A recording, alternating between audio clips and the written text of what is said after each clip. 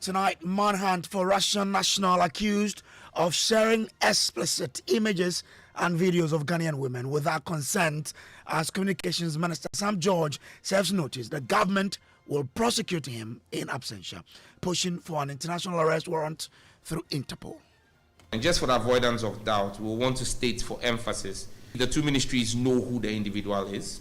In our meeting with the ambassador, his identity was established. We have his passport.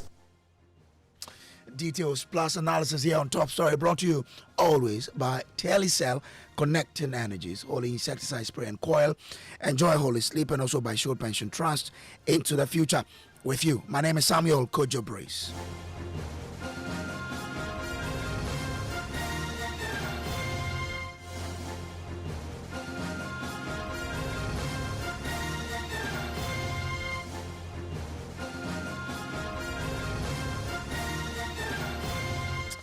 And tonight, Ghanaian police are working with Interpol to secure an international arrest warrant for the Russian national accused of sharing explicit images and videos of Ghanaian women without consent.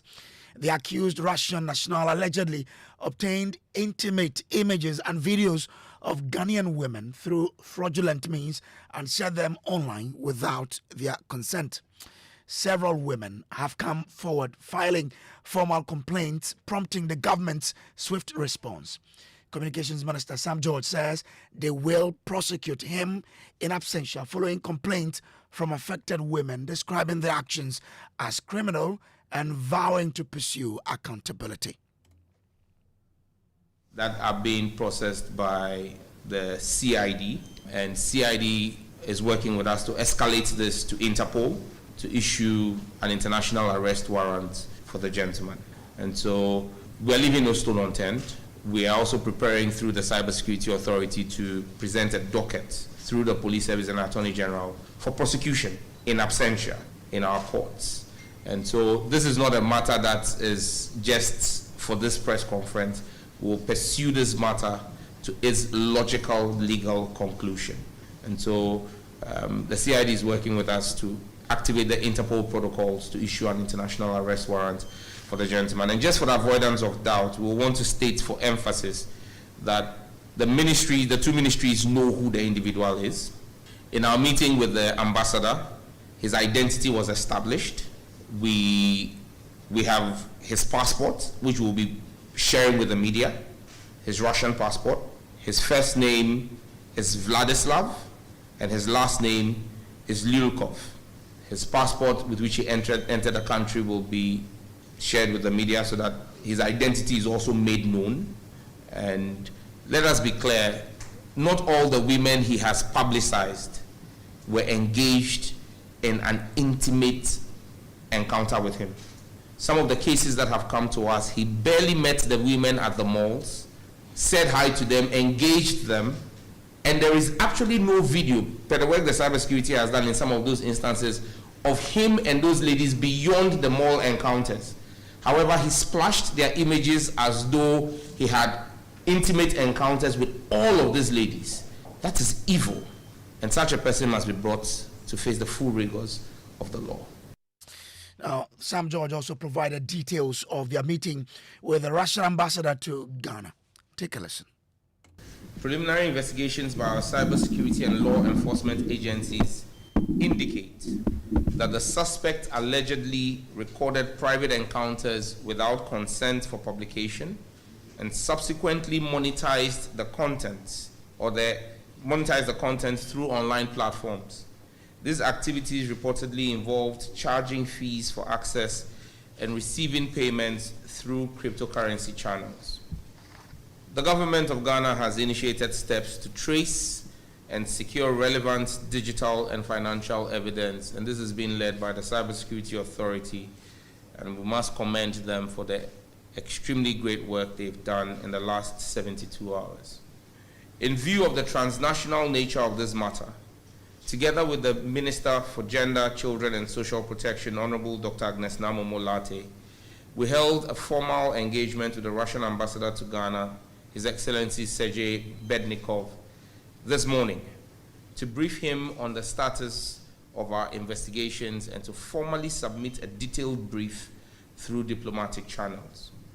During our meeting with the ambassador, we reiterated that the government of President John Dramani Mahama is committed to Ghana's constitutional duty of protecting its citizens and ensuring accountability for crimes committed against Ghanaian citizens. The ambassador, in his response, acknowledged receipt of our brief and confirmed that the information we had shared with him will be transmitted to authorities in Moscow for further consideration. While he noted that there is currently no extradition treaty between Ghana and the Russian Federation, he indicated that the alleged conduct of the gentleman also constitutes a criminal offense under Russian law and assured us of continued diplomatic engagements.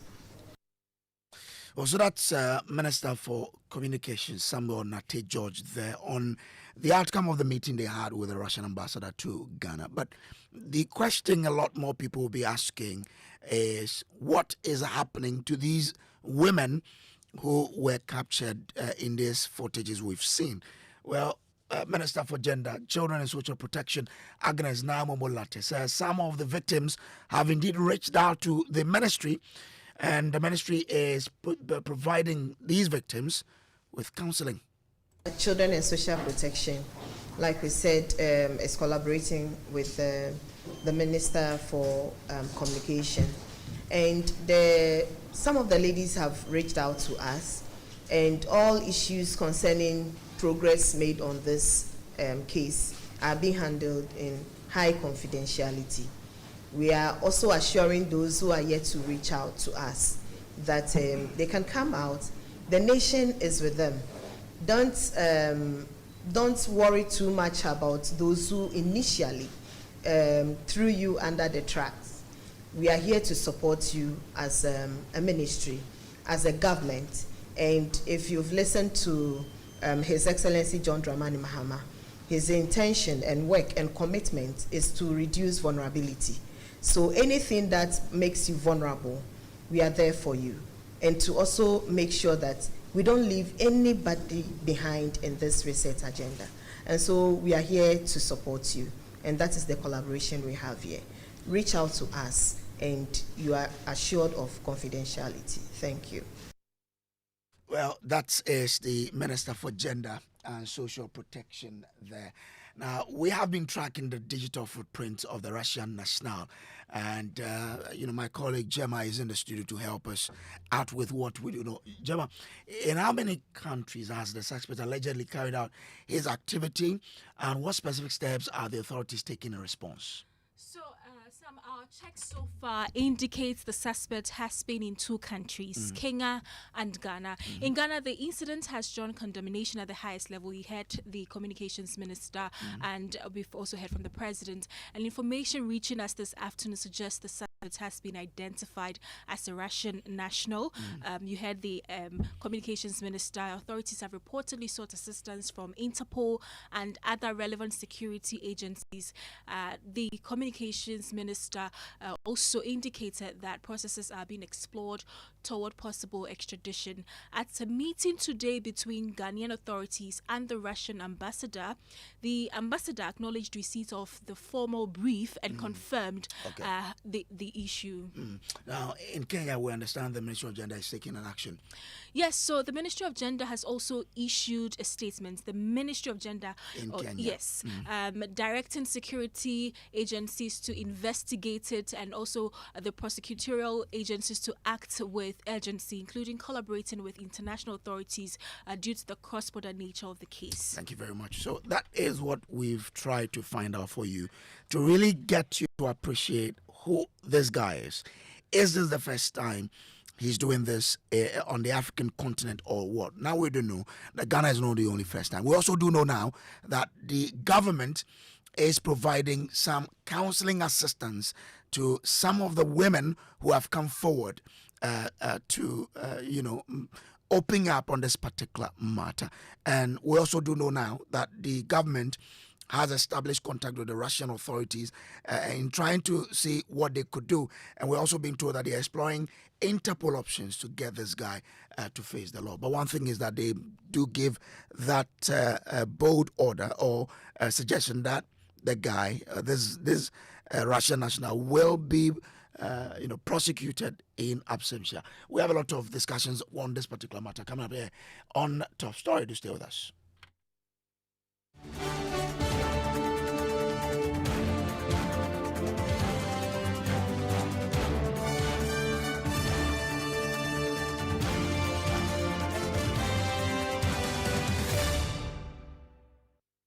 Well, this is Top Story brought to you by Telecel, connecting energies, holy insecticide spray and coil. Enjoy a holy sleep, and also by Short Pension Trust into the future with you. This is live on Love 99.5 FM in Kumasi, also on ATL 100.5 in Cape Coast, and on Radio Max in Takrade. Let me bring in Dr. Jones Opokuwari. He is a criminologist and lecturer at KNUST. Doc, I'm grateful to you for joining us here. Now, you've heard that the government is exploring the Interpol angle to bring in this guy to face justice.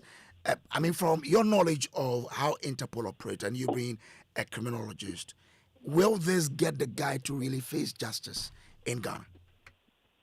All right. Thank you very much, and a very good evening to your viewers and of course your listeners. If I look at the workings of the Interpol and how they operate, let's be very clear. The Interpol, as we know it, is more like an administrative body. It is not really a police force. So what it does is that it facilitates some form of information sharing between the member states. And now, if I look at the nature of the issue we are looking at, we are looking at one, a foreign citizen, not a Ghanaian, who has come into our country to commit a crime. And now the first thing is that if the person to abscond or leave the premises of this country, does Ghana have any, extradition agreement between the country for which this person is an indigent or maybe is originating from? We now know we don't have any extradition. It doesn't look like Ghana have that kind of treaty with Russia. Mm-hmm. So now, if this guy should get into the Russian Federation, getting him back into our country, I think that is going to be a very tall order, especially when we don't have any existing, regime that talks about extradition of foreigners, especially from the Russian Federation, who come into our country and come and commit crimes of this nature. So I see that it is going to be a very tall order for the country, even though the government wants to explore even the Interpol section. The point is that it raises more questions. Because one, if for instance this guy should leave Russia and let's say he gets arrested in somewhere, let's say UK, would the UK government agree to actually extradite this citizen who is not a Ghanaian citizen, but rather a Russian citizen, from its territory into a third territory, of which probably there is no kind of agreement that is existing. So I think that it's a very complicated issue that I feel we find ourselves in. And while the government wants to explore that, I think that it's going to be a sort of from my perspective. So from where you sit, what should be the best option to get some level of justice for these victims? Well, as what you should do, I think that the government itself, I believe, knows that it is probably in between, a hard rock and a deep place. And I think that is why they are looking at all these options. So now, what I'm seeing is our government, because of the complicated nature of the situation as we have it, one, there is no existing, treaty between us and Russia, and the fact that the guy is also not in our jurisdiction, but also in the jurisdiction probably of Russia. The government itself knows that, look, this is a very complicated issue as we have it, and that is why they are trying to, explore those other means to see if there is that opportunity for us to really get some form of justice for these people. I think that at this moment we may have to appeal to the conscience of the Russian Republic, especially the government officials of Russia, to make sure that even if we are not able to, as it were, bring him down here to face the full rigors of the law, at least some form of reparation, some form of compensation, I think, should be we should be able to get between the Russian Federation and the government of Ghana for these victims. or probably still appeal to them for them to apply their laws to these individuals, especially when this person has come into another jurisdiction to commit that crime. So I'm thinking that at this moment we may have to use more of the diplomatic channels, in seeking to get a call Russian. has been put on hold. Please wait. The way we are thinking. But I mean, once we do know this is criminal in Ghanaian laws, and we also do know that he is getting some proceeds from the uploads he's done, is there a way that the proceeds from this quote unquote criminal enterprise can then be used to appease the victims? Is there anything like that? Well, we don't really want to benefit from the proceeds of crime, because whatever he's done, even by Ghana's students, is criminal, and all of us know that you cannot even benefit from criminal. So if whatever he's done is something that is illegal, something that goes against the laws of this country, and probably I know maybe many laws across the world, we cannot seek to profit from that kind of act and what he's doing and whatever he's benefiting from. I am saying, and based on what I know and the situation we have ourselves in now, I think that the government of Ghana will have to be more diplomatic, use the diplomatic channels more, especially in dealing with the Russian people, the Russian government, to make sure that, look, even if we are not able to arrest him and get him to come to Ghana to face our laws, at least what does their law also say when their citizens go into other countries and go and commit crimes of this nature? Is it possible they can apply their domestic laws to this guy? And if they apply it and there is a way for us to get some compensation, I mean, government to government, I think that we can seek for that kind of settlement, so that if there is any reparations that have to be given to our people, as you said, the ladies that have gone through some of very bad damage to their reputation. All We right. can at least find some way to alleviate it some way and get this preparation for them. So that is how I am seeing it, especially because of the complicated nature I think we find ourselves in now. Okay, I'm grateful to you. Let me bring in Kletos Dapila Seidu. He's Vice Chairman, Foreign Affairs and Regional Integration. I'm grateful to you for joining us. We're now being told the difficulty that government faces in dealing with this matter. Will you as a committee then help or urge government to probably explore the in-country in Russia, how this guy can be made to face the laws there? Because we're being told today that the ambassador acknowledged that what he did frowns upon some laws of Russia. Well, thank you so much for the opportunity to comment on this matter. I say good evening to yourself and your distinguished listeners across the globe. Well, it's unfortunate that this incident has happened. It's just to tell us that everybody should be cautious in who you deal with. For instance, first and foremost, let me also say that the victims or the ladies in this situation, they first and foremost need to be identified and be given some kind of counseling psychologically and all of that. This is what they need for now. Otherwise, before you realize, in the coming days, you will hear many suicides happening. So first and foremost, the government needs to, particularly the gender ministry, needs to get in touch with the families or they themselves to encourage them, get psychologists to kind of engage them by counseling them and letting them know that that's not the end of their life.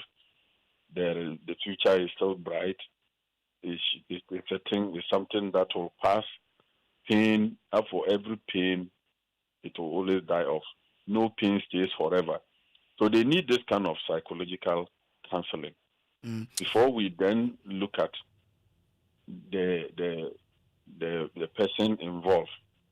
You understand? So it's something that government should not take for granted. But what does the Because- Foreign Affairs Committee of Parliament intend to do to support, government in seeking justice for the victims?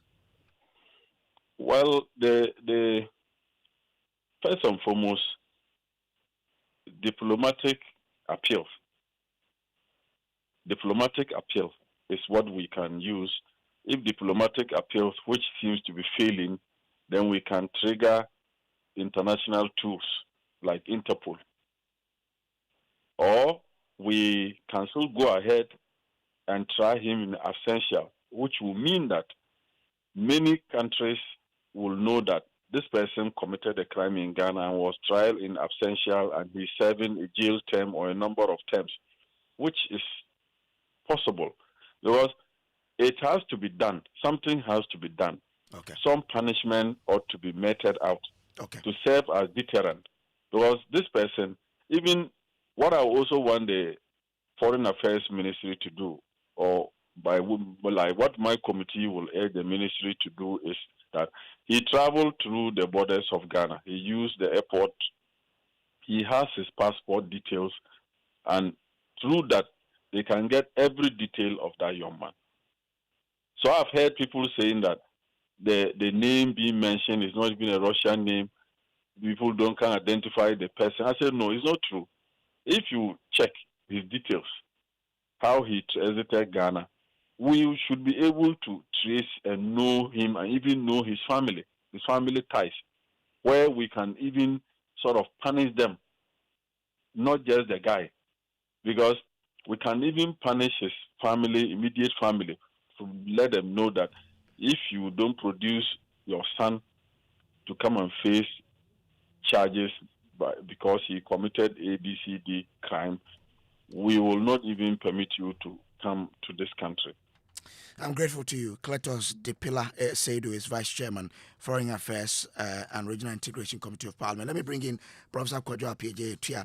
He is Professor of International Law at the University of Ghana. Prof, from your knowledge of international law, we are being made to understand that this is a huge task for Ghana.